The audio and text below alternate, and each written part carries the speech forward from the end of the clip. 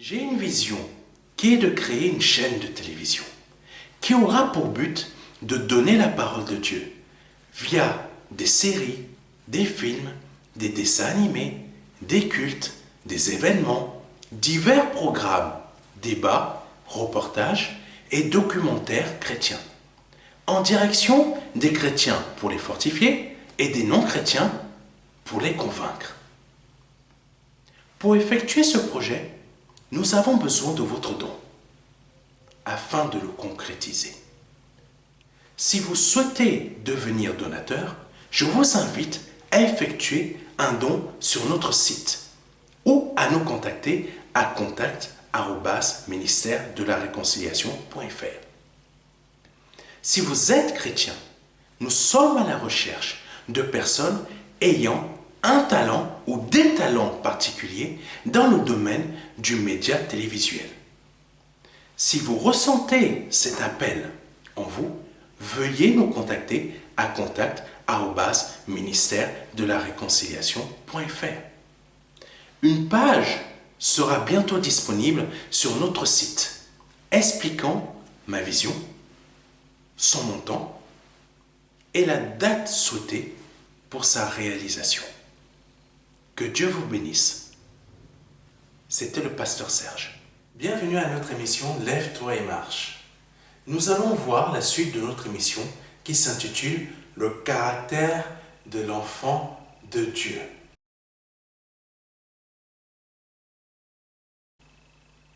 Oui, tous les jours, il avait en face de lui des pharisiens et des sadducéens qui venaient le questionner à but de pouvoir le piéger dans ses paroles.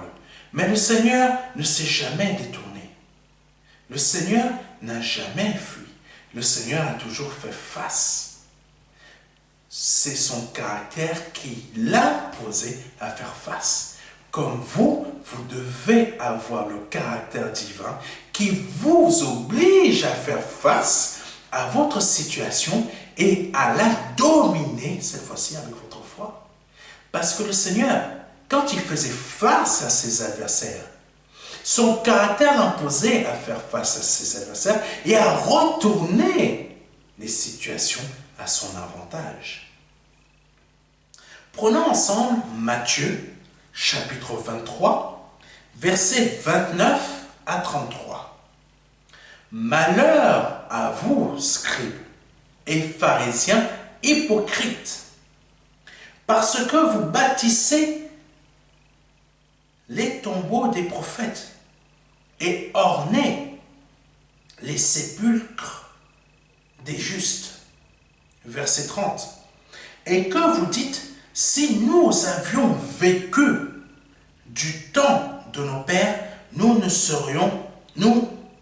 nous serions pas joints à ceux pour répandre le sang des prophètes. Verset 31. Vous témoignez ainsi contre vous-même que vous êtes les fils de ceux qui ont tué les prophètes. Verset 32. Comblez donc la mesure de vos pères. Verset 33.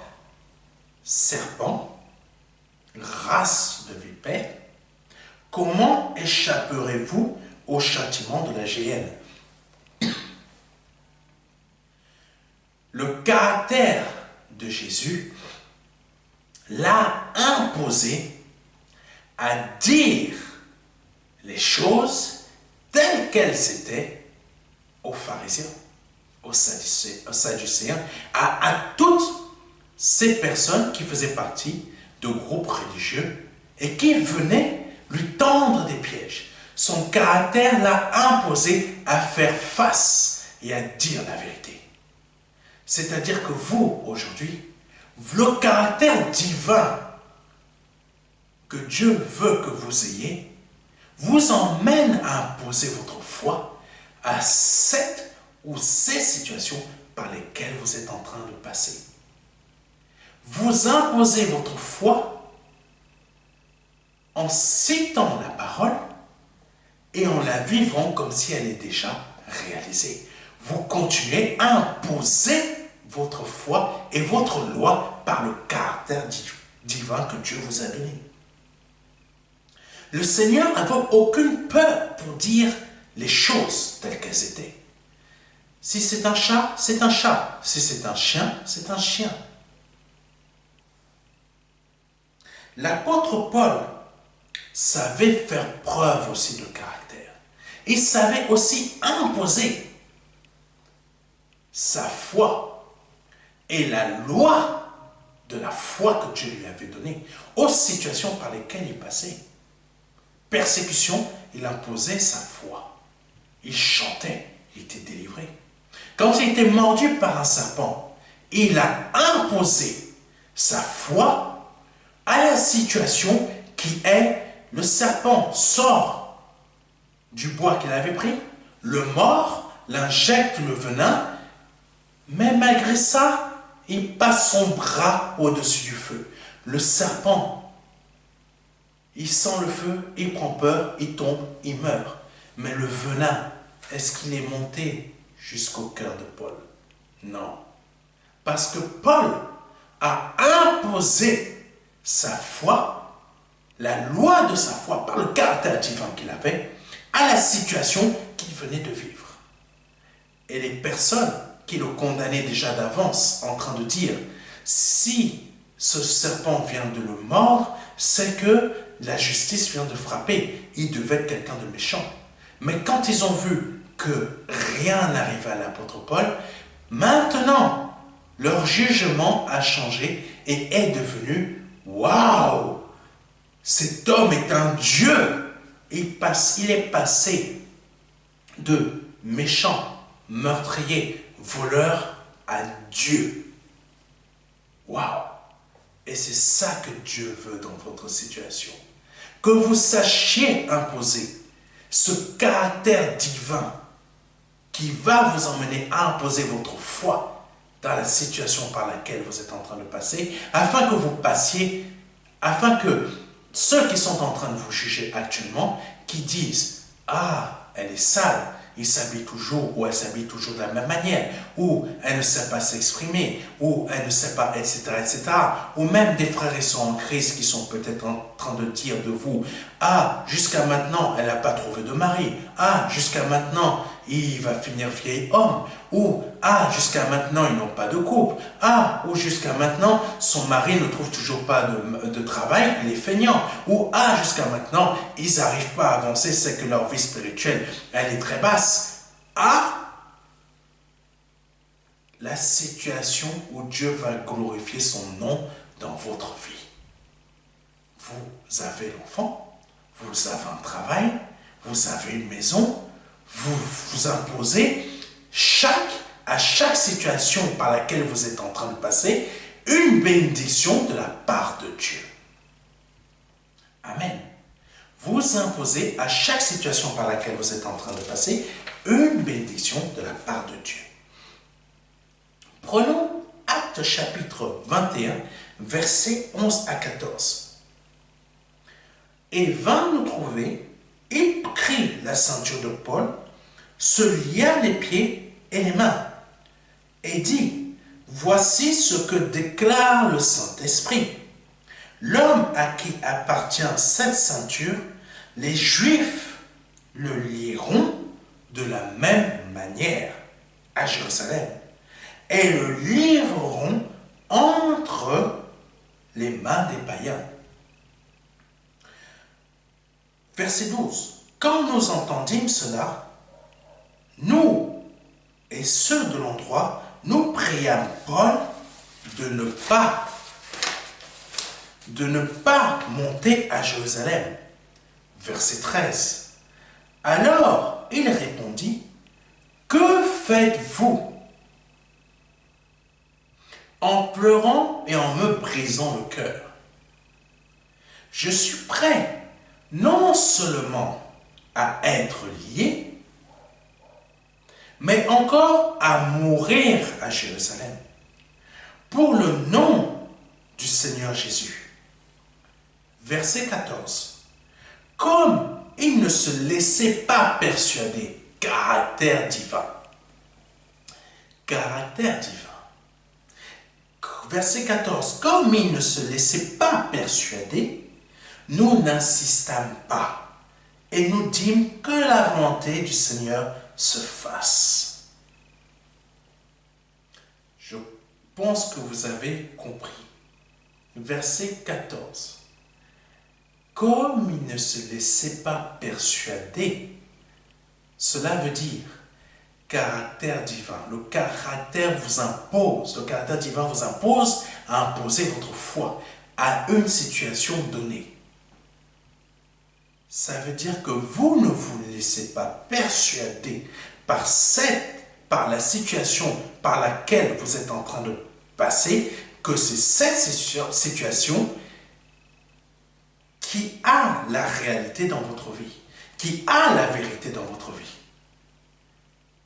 Vous imposez à ces situations la vérité de la parole de Dieu dans votre vie. Vous êtes malade, vous imposez à cette situation la guérison de Christ. Vous êtes pauvre, vous imposez à cette situation la situation de Christ qui est vous êtes riche. Vous imposez parce que le caractère divin vous impose à imposer la loi de votre foi. Comme l'apôtre Paul avait le caractère divin et il ne se laissa pas persuader par des frères et des sœurs qui, même si c'est le Saint-Esprit qui a dit au travers de ce procès, de ce prophète, n'y va pas, la personne qui va être comme ça, ne devra pas aller, ou quand elle ira en Jérusalem, elle va être comme ça. Ça, même si l'Esprit Saint ne faisait que révéler, l'Esprit Saint n'a pas dit de ne pas y aller. C'est là où est la différence. Le Saint-Esprit n'a fait que révéler ce que Paul va souffrir. Le Saint-Esprit n'a pas dit à Paul de ne pas y aller. Le Saint-Esprit n'a fait que révéler. Tout simplement, le Saint-Esprit n'a fait que obéir à ce que le Seigneur avait dit au début du ministère de l'apôtre Paul, qui était la chose suivante. Je lui révélerai tout ce qu'il aura à souffrir pour la gloire de mon nom. Le Saint-Esprit n'a fait que obéir. Mais les frères et sœurs qui étaient autour, qui nous ont entendus, ont eu peur pour l'apôtre Paul, et l'apôtre Paul a dû imposer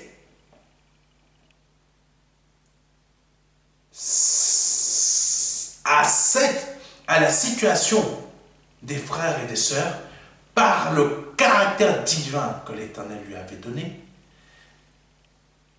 la loi de sa foi, qui est « je vais à Jérusalem, même si je souffre, même si je meurs, même si quoi qu'il se passe, j'y vais, et le nom de mon Seigneur sera glorifié. »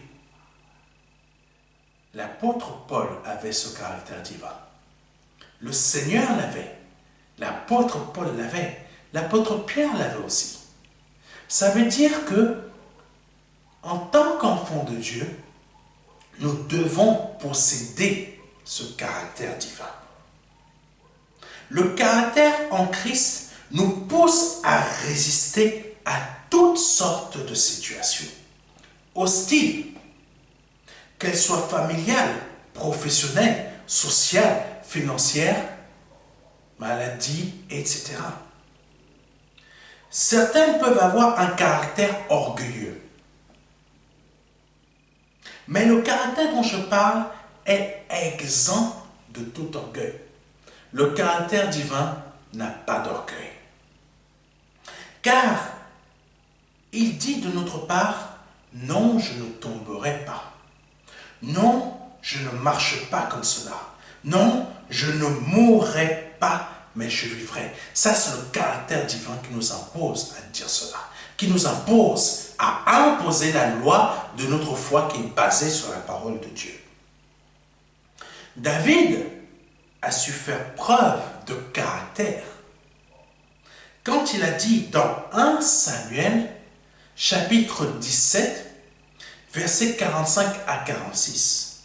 David dit aux Philistins, « Tu marches contre moi, tu marches contre moi avec l'épée, la lance et le javelot.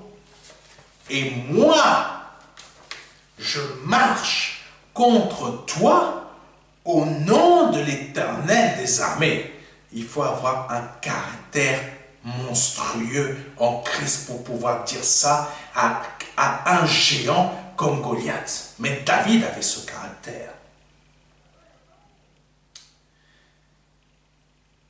Je marche contre toi au nom de l'Éternel des armées, du Dieu de l'armée d'Israël, que tu as insulté.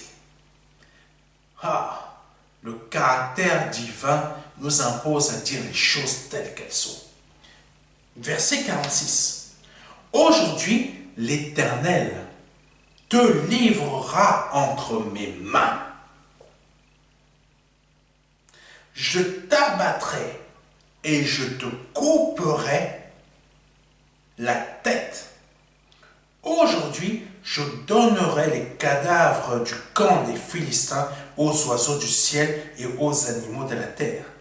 Et toute la terre saura qu'Israël a un Dieu. Ça, c'est le caractère divin de Dieu.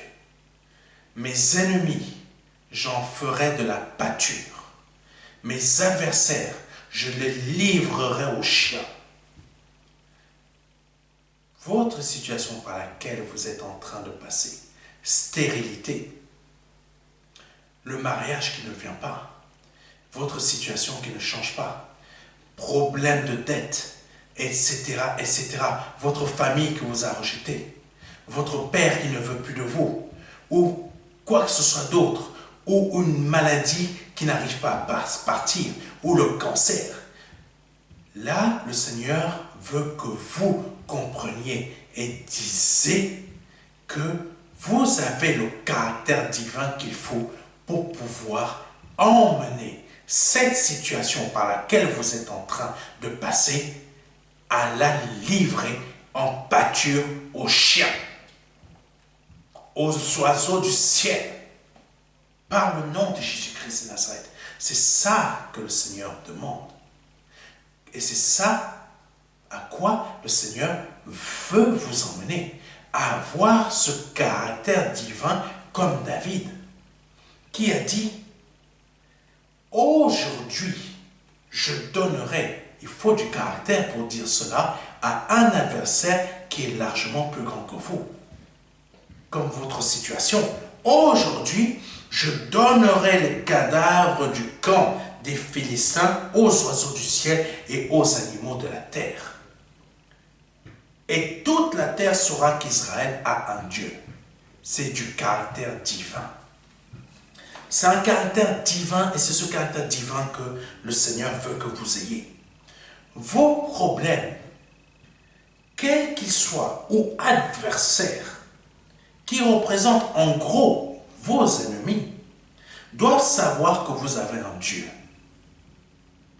Doivent savoir que vous avez un Dieu.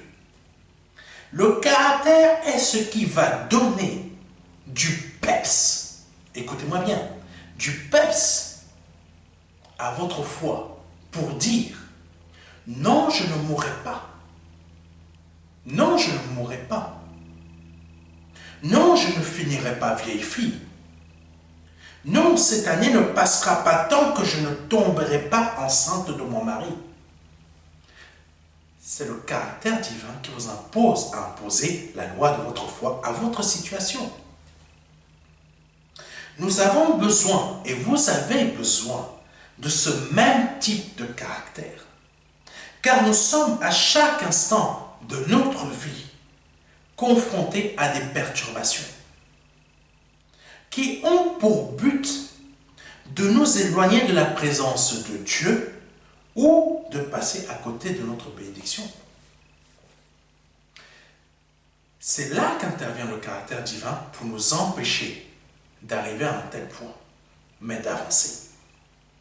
Ce type de caractère permet de confirmer notre foi dans une situation donnée, comme l'apôtre Paul qui a dit qu'il ira à Jérusalem, même si les serviteurs et servantes de Dieu avaient entendu le prophète dire que cette personne va rencontrer de nombreuses difficultés à Jérusalem. L'apôtre Paul a été averti par le Saint-Esprit au travers du prophète. Et il ne s'est pas démonté et il n'a fait ni marche arrière, ni demi-tour, mais il a fait une marche avant.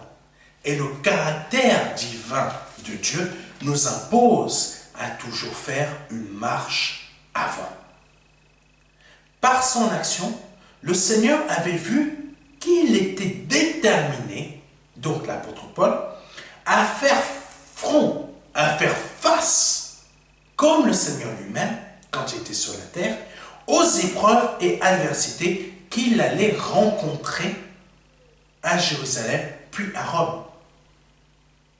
Le Seigneur sait par avance par quoi nous allons passer, mais il veut que nous fassions front et face à toutes sortes de difficultés par lesquelles nous allons passer. Mais ce dont il a besoin, c'est de voir si nous allons faire preuve de caractère, dans notre foi en lui, tout comme David, comme le Seigneur, ou comme l'apôtre Paul. Avoir du caractère, c'est aussi être déterminé à accomplir un projet que le Seigneur nous a confié. Avoir du caractère, c'est aussi être déterminé à accomplir un projet que le Seigneur nous a confié. Cela peut être un projet de création de société, un projet de mariage, etc. Et c'est cela que le Seigneur aime, de la détermination à accomplir un ou plusieurs projets qu'il nous confie.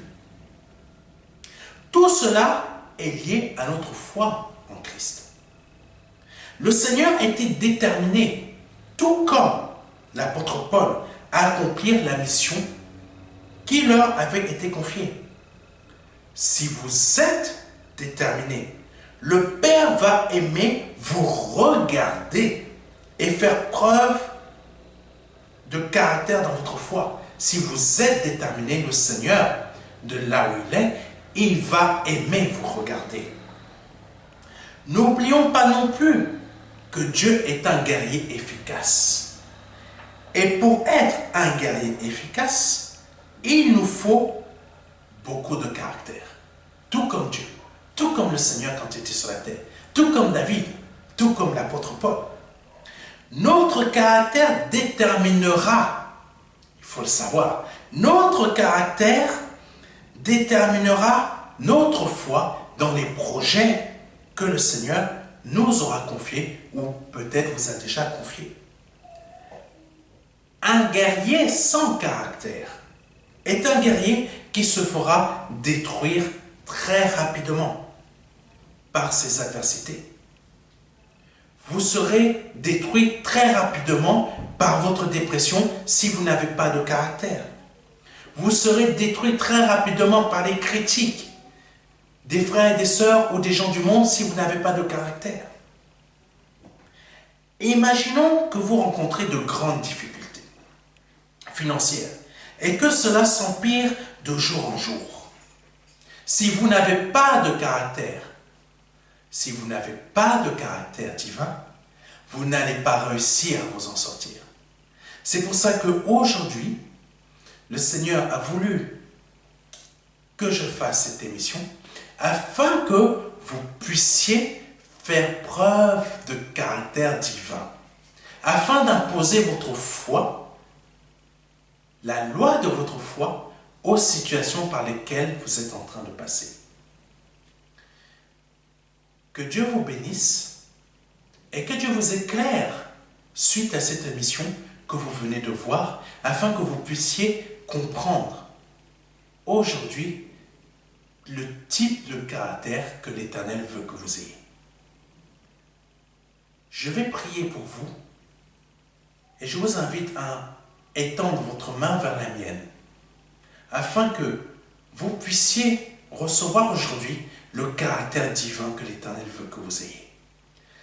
Mon Père, par le nom de Jésus-Christ de Nazareth, j'impose au cœur de mes frères et de mes sœurs qui sont en train de regarder cette émission le caractère divin qui vient de toi, afin qu'ils puissent non plus subir les situations, mais qu'ils renversent les situations en leur faveur, afin que ce soit maintenant les situations par lesquelles ils sont en train de passer, qu'ils subissent leur foi. Qu'ils subissent leur foi. Par le nom de Jésus-Christ de Nazareth, Amen. J'ordonne cela dans leur vie à cet instant. Je vous invite maintenant à faire preuve de caractère et à avancer. Que Dieu soit loué, que Dieu soit béni, et on se retrouve à un prochain épisode.